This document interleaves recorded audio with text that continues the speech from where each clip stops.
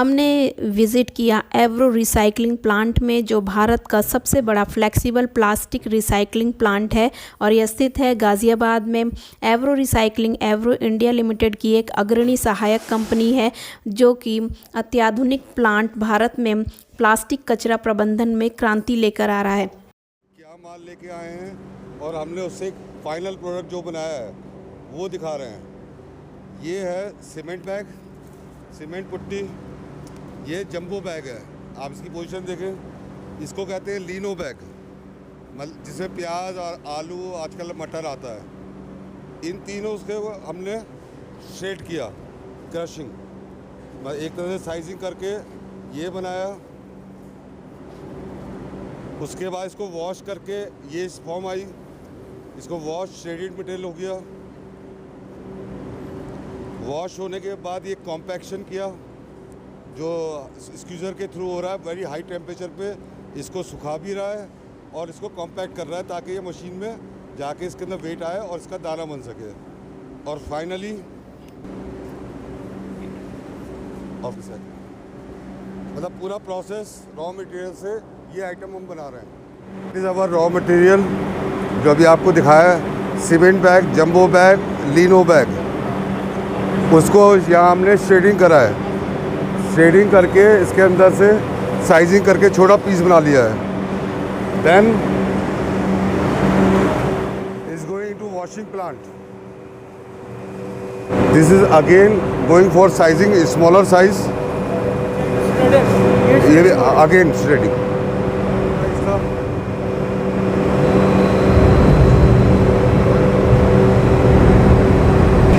ये बड़े साइज़ को हमने करके ये छोटे साइज़ में बना दिया। Then this is pre wash. इसकी मिट्टी निकाल देगा एटलीस्ट 90%। देन प्री वॉश से ये again smaller size, small size कर रहे हैं इसको। हो रहा है वॉशिंग होने के बाद फाइनल वहाँ से निकल रहा है। आप देखें कितना साफ हो गया माल। सारा वॉशिंग में पूरा मिट्टी निकल वहाँ देखा था आपने, हो गई वहाँ से यहाँ। अब यहाँ पे ये माल सूख करके कॉम्पैक्ट होके आ गया है, वेट भी आ गया इसके अंदर और ये सूख चुका है, dry. This is the most important. अगर ड्राई नहीं होगा तो दाना नहीं बनेगा। ये पूरा ड्राई है कल। ये माल वॉश होकर के ड्राई होके आया है। अब ये पैलेटाइजिंग में जा रहा है, दाना बन रहा है, जो कि एक्चुअल रॉ हुआ है। पैलेटाइजेशन, दाना मेकिंग, दाना बन रहा है। 250 डिग्री पे मेल्ट करके। This is our final product.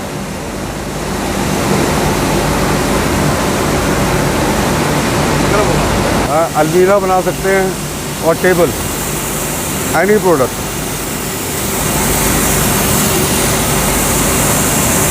Transform from jumbo bag to here.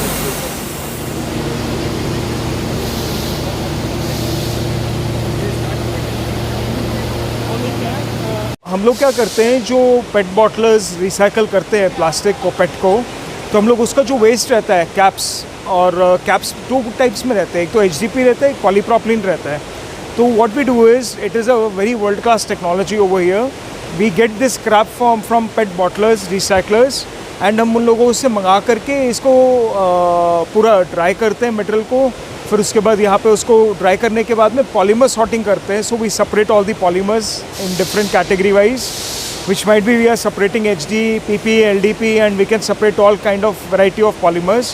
And then हम लोग उसको कलर वाइज सॉर्टिंग भी करते हैं, कलर वाइज सारे मेटल को हम सेपरेशन कर लेते हैं। So basically what happens is, if the metal was mixed condition तो उसका वैल्यू नहीं मिलता है, but if it is in individual colours तो उसका क्या होता है, वैल्यू बेटर मिल जाता है। तो this is system what we are doing right now as a proprietary technology, and we have put a lot of effort to really look for this and to implement this technology, and so thank you. Materials भी हैं और सब है। तो हम क्या करते हैं, अलग अलग वैरायटी के मटेरियल्स को कलरवाइज कर रखते हैं।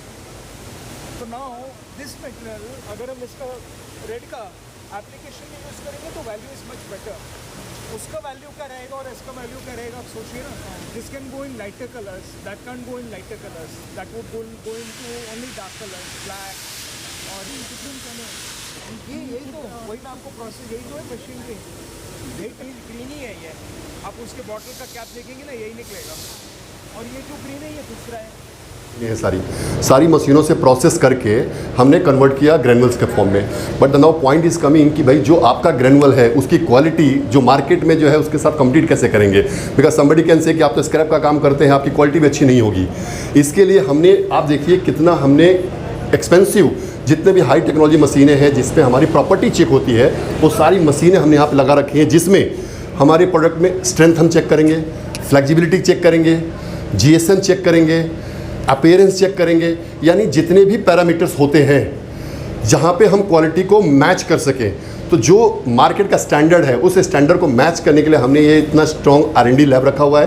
आप सामने आइए, आप हमारे ये R&D लीड करते हैं। ये पूरा प्रोसेस का एक एक जो भी मॉनिटरिंग होती है करते हैं, और जितने भी हमारा आउटकम बनता है, जो ग्रेनुल्स बनती है, जो ग्राइंडिंग के दाने बनते हैं, वो सबकी यहाँ पे ये टेस्टिंग करते हैं। इवन इनकमिंग जो मटेरियल आती है उसकी भी टेस्टिंग करते हैं कि अगर उसमें भी कुछ हमको इम्प्रूवमेंट करने की ज़रूरत है तो भी हम काम कर सकते हैं।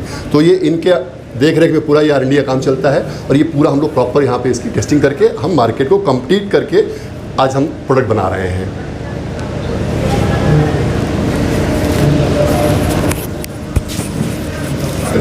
हाँ, कैरिंग कर लेंगे।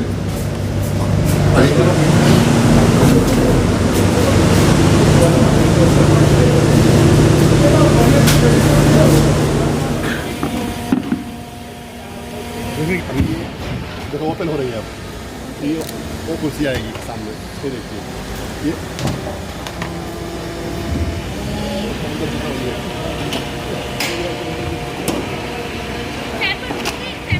ये चीज़ है कि हर कोई नहीं कर सकता।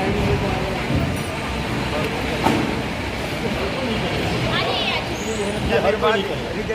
इसे समझ हुआ है, उसका ये है, समझ में कम थोड़ा सा। टेबल, चेयर, कैबिनेट, ये कैटलॉग वेस्ट टू वेल्थ।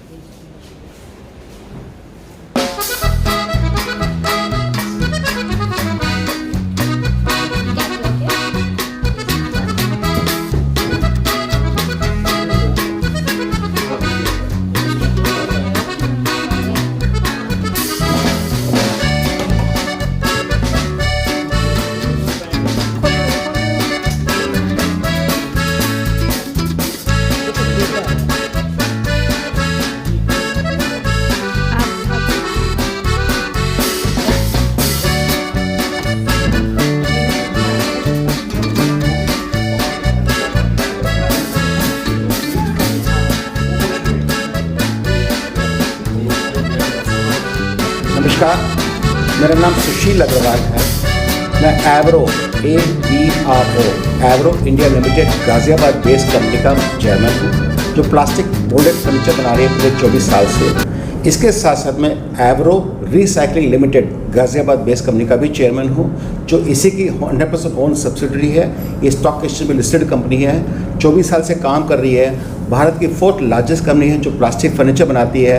और सौभाग्य की बात यह है कि ये कंपनी ने 24 साल पहले 80% से ज़्यादा रिसाइकल प्लास्टिक यूज़ करके फर्नीचर बना के पूरे भारत के अंदर डेमोन्स्ट्रेट करके लोगों को बताया, सिखाया, समझाया कि ये करके भी आप पैसा कमा सकते हैं। लोगों को पहले भरोसा नहीं था कि रिसाइकल प्लास्टिक से क्या फर्नीचर बन सकता है, क्या ड्यूरेबल होगा, स्टेबल होगा। हुआ। उसके बाद में हम लोगों ने 1 साल के पहले 3 साल की गारंटी दे करके और प्राइस को 40% चीपर करके पूरे देश का, समाज का निर्माण किया, कल्याण किया। लोगों ने उसको खरीदना शुरू किया। आज 5,000 करोड़ रुपए का इकोसिस्टम भारत के अंदर जो खड़ा हुआ है, उसकी देन हम हैं। सुशील अग्रवाल, ये एवरो इंडिया लिमिटेड, या मुझे लोग प्यार से डैडी ऑफ प्लास्टिक भी बोलते हैं, क्योंकि मैंने जिस प्रकार का जो काम किया, तो लोग बोलते हैं ये तो इंडस्ट्री के पापा हैं। ये हो जाता है कभी कभी ना, इंसान इज्जत से, प्यार से बातचीत करने लग जाता है। मुझे लगा कि जो हमने किया वो ठीक था, कोई बात नहीं, लेकिन छोटा था। ये हमारे देश की प्रॉब्लम बड़ी है। कैसे बड़ी है वो बताता हूँ। आज पूरे भारत के अंदर 25 मिलियन मेट्रिक टन यानी कि 2.5 करोड़ टन हर साल प्लास्टिक हम कंज्यूम करते हैं, इंपोर्ट करते हैं, जो भी करते हैं बनाते हैं। उसमें से 10 मिलियन मेट्रिक टन यानी कि 40% माल जो प्लास्टिक स्क्रैप है वो डिस्कार्ड कर दिया जाता है। सिंगल पाउचेस के हिसाब से, मिल्क पाउचेस, सैरी, शर्ट कवर, आपके सीमेंट बैग, पुट्टी बैग, आप सोच के देखिएगा कैलसेट के, इनके सब के बैग आपके दिमाग में आएगा कि हाँ भाई इतनी सारी आइटमों का हमें पता ही नहीं, सीमेंट के बैग का क्या होता है, कंटामिनेटेड बैग का क्या होता है। मैं बताता हूँ क्या होता है। उन सारे बैगों को या उन सारे आइटम को 24% ही मात्र रिसाइकिल किया जाता है। बाकी का सारा माल जो 26,000 टन पर डे भारत के अंदर डंप कर दिया जाता है वो कहीं ना कहीं रिवर्स के अंदर, ओशन में जाता है। गली को मोहल्ले में अपने जो एनिमल्स है वो खा लेते हैं, मर जाते हैं। और इसी प्रकार से मान के चलेगा कि अगर जो कोई इसको जला दे तो जलाने से प्लास्टिक उसके अंदर हार्मफुल गैसें निकलती है, उसको फ्लोरेंस बोलते हैं। वो गैसेस अगर जाती हैं तो लंग्स में जाके डैमेज करके मल्टीपल ऑर्गन फेलियर कर देती है, तो इन्हें के जला नहीं सकते। और अगर छोड़ देवें तो 100-200 साल गलता नहीं है, और गलेगा तो जहाँ गलेगा उस सॉइल को टॉक्सिक बना देगा। तो हमने जहर पैदा तो कर दिया, जहर को कंट्रोल करना नहीं आया, इसको रिपर्पस कैसे करना है किसी को समझ में नहीं आया। ना किसी ने कभी कोशिश की। आज बड़े से बड़े कॉर्पोरेट भारत के अंदर जितने बड़े लोग काम कर रहे हैं वो चाहते तो रिवर्स मैकेनिज्म शुरू कर सकते थे, वेंडिंग शुरू कर सकते थे कि चलो एक काम करो, बॉटल वेंडिंग मशीन लगा दी है, जिसको चाहिए इसमें डाल दीजिएगा और हम आपको 54-58 1 रुपया कुछ ना कुछ इंसेंटिव दे देंगे। किसी ने कोई कोशिश नहीं करी। उन्होंने कहा दिल खोल करके प्लास्टिक का एप्लीकेशन बढ़ाना बढ़ाइएगा। आज 2025 में अगर जो 25 मिलियन मेट्रिक टन है, मैं आपको बताना चाहता हूँ दोस्तों कि 2035 में ये आंकड़ा बढ़ के 60 मिलियन मेट्रिक टन हो जाएगा, 6 करोड़ टन। और आपको सुन के दुख होगा कि उसमें 35 मिलियन मेट्रिक टन यानी कि 3.5 लाख टन जो है, 3.5 करोड़ टन जो है वो डिस्कार्ड कर दिया जाएगा सिस्टम के अंदर, जो फैल जाएगा। यानी कि आने वाले वक्त में अगले 25 साल के बाद पूरा भारत प्लास्टिक के अंदर बह रहा होगा, तैर रहा होगा, लोग उसमें जी रहे होंगे। हमारे बच्चे छोटे छोटे उम्र में बीमार क्यों पड़ते हैं? माइक्रो प्लास्टिक जब से पैदा होते हैं, पुप्सी की बॉटल लेने से करके पानी की बॉटल से लेकर के हर चीज़ प्लास्टिक प्लास्टिक प्लास्टिक। आपको क्या लगता है प्लास्टिक का पेट में नहीं जाता? ये गलत फहमी में कोई ना रहे। मैं कंफर्म करने को तैयार हूँ साइंटिफिक रीजन के साथ में कि वो सब प्लास्टिक जब बॉडी के अंदर जाएगा वो पूरे बॉडी के पार्ट्स को कंटेमिनेट करके उसको डैमेज कर देता है। लोगों की इम्यूनो चेंज हो जाती है, डीएनए चेंज हो जाता है और बहुत सारी प्रॉब्लम खड़ी होने जा रही है। इसलिए आज आप देखेंगे छोटे छोटे बच्चे भी बहुत तेज़ी से बीमार पड़ते जा रहे हैं। ये आज के हालात हैं। जबकि हवा, जिससे हम मानते हैं कि हवा को हम ब्लेम करते हैं, हवा ही नहीं पानी भी ब्लेम करते हैं। साथ साथ में आप मान के चलिए आपके खान पान का भी ब्लेम है जो हमारे साथ में थोप दिया गया है। यानी कि हम एक मानव रूप में ज़िंदगी जीना चाहते हैं। पहले बहुत अच्छा था, 10,000 साल पहले कुछ टेक्नोलॉजी नहीं थी तो ज़िंदगी मज़े से जी तो रहे थे। आज सुविधा होने के बाद हम लोग बीमार पड़ रहे हैं, दुखी है, डिप्रेशन में है, सुसाइड कर रहे हैं। क्यों कर रहे हैं? क्योंकि सामाजिक जो इस समय अपना संस्कृत बना हुआ है वो बहुत ही गलत बन चुका है। इसमें हम लोगों ने भी क्या किया है कि अपने पास जितना भी प्लास्टिक इस समय ऐसा कचरा जो होता है जिसको कोई उठाता नहीं है, हम उठा करके उसको अपने पास वर्ल्ड क्लास फैक्ट्री के अंदर प्रोसेस करके और उससे हम पिछले 3 सालों से अपना फर्नीचर बना के डेमोन्स्ट्रेट कर रहे थे कि हम ये काम कर सकते हैं। साथ साथ में उस प्लास्टिक से जैसे bumper, dashboard, headlight, automotive components है या इस प्रकार के कंज्यूमर ड्यूरेबल प्रोडक्ट्स है जैसे वॉशिंग मशीन है, एयर कूलर्स है, ये सब लोगों को भी माल दे रहे हैं, वो बना रहे हैं।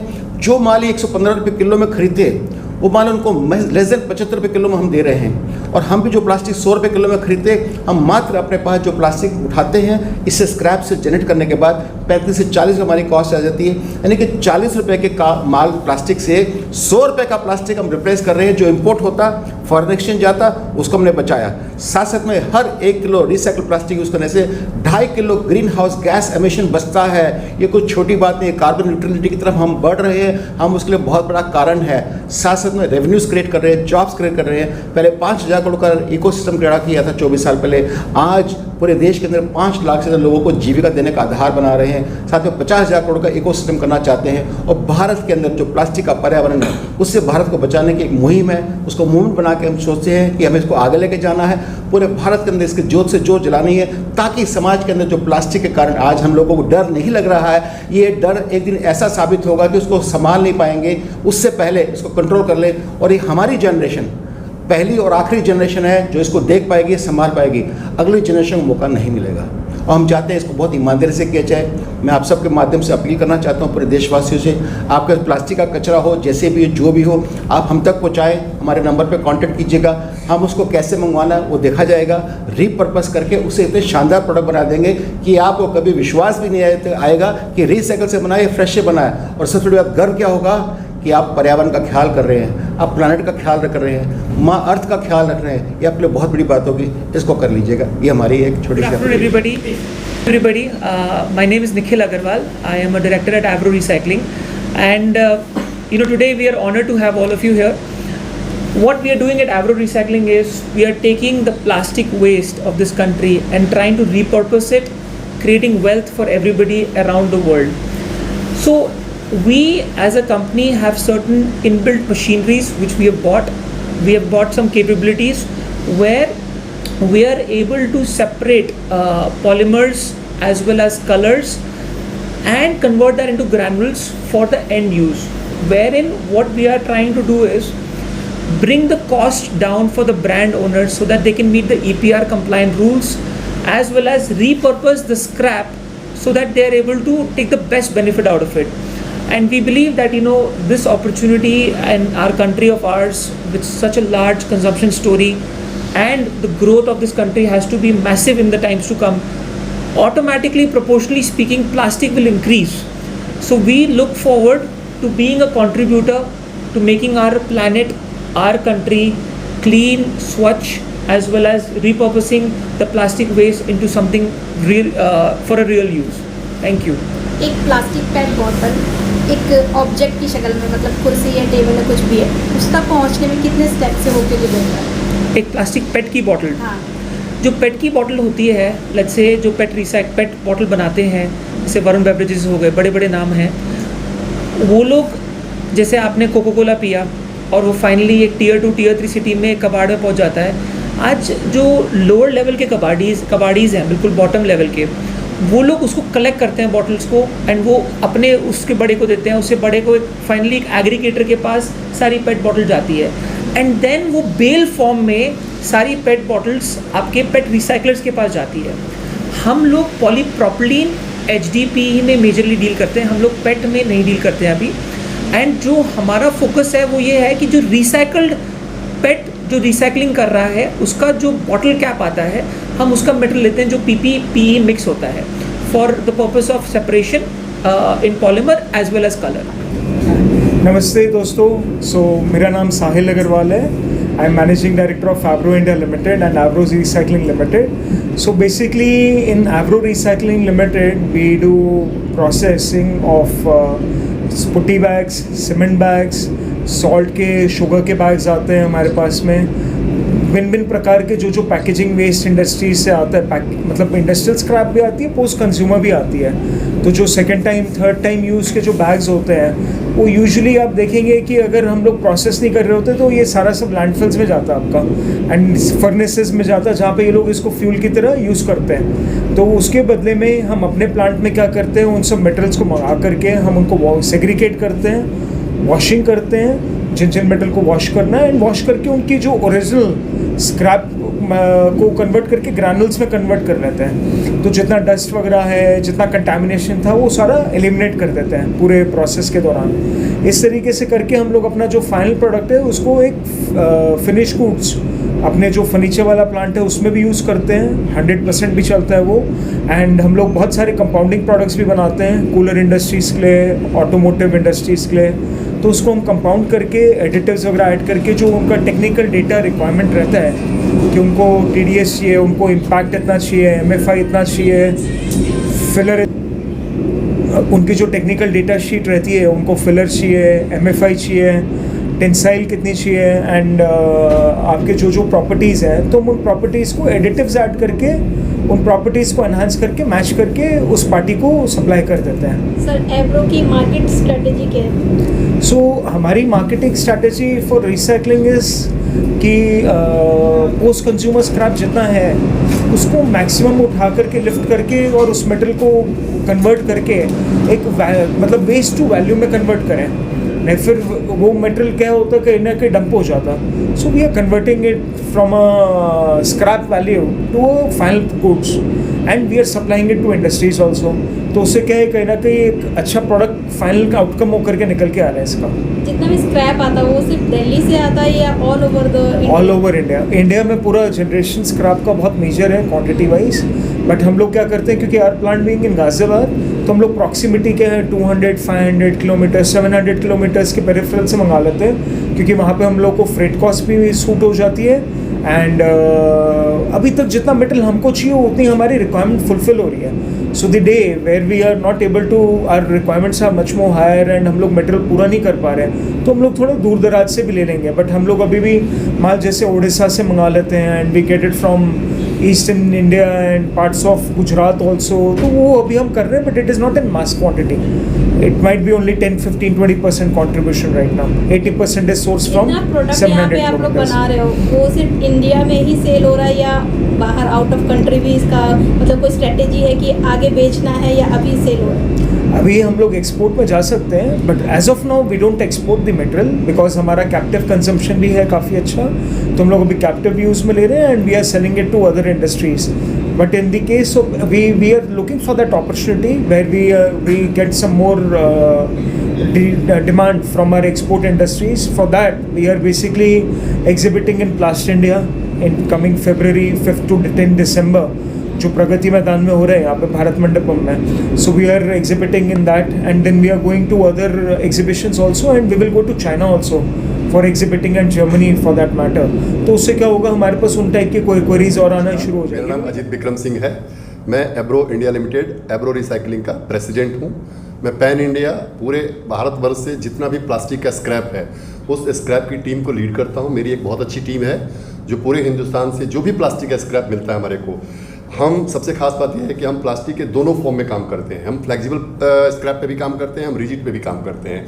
ये काम सब लोग नहीं करते हैं। आज हिंदुस्तान में बहुत से ऐसे लोग हो सकते हैं जो बोलेंगे कि हम भी रिसाइकलिंग का काम करते हैं, बट वो चूजी होते हैं। कोई रिजिड में करेगा, कोई साफ मटेरियल में करेगा, कोई पर्टिकुलर में करेगा, बट हम ओपन हैं A to Z, यानी फ्लेक्सिबल में कुछ भी हमें स्क्रैप मिल जाए, चाहे वो डस्टी हो, नॉन डस्टी हो, वेट हो, ड्राई हो, हम सारा स्क्रैप फ्लेक्सिबल लेंगे, चाहे cement, powder, putty, jumbo, leno, rice, salt, any kind of the bags, film ले लेंगे, BOP की फिल्म ले लेंगे, पन्नी ले लेंगे, any kind of the film, roll ले लेंगे, प्रिंटिंग वेस्ट ले लेंगे, एडेसिव ले लेंगे। सो ये फ्लेक्सिबल में हम कुछ भी ले सकते हैं। सेम हम रिजिड की बात करें सो चेयर हो गया, बॉटल हो गया, रिजिड में बास्केट्स हो गए, so any kind of rigid. So आपने देखा होगा मेरे प्लांट में हमारा 2 सेपरेट प्लांट है, एक रिजिड का प्लांट है और एक फ्लेक्सिबल का प्लांट है।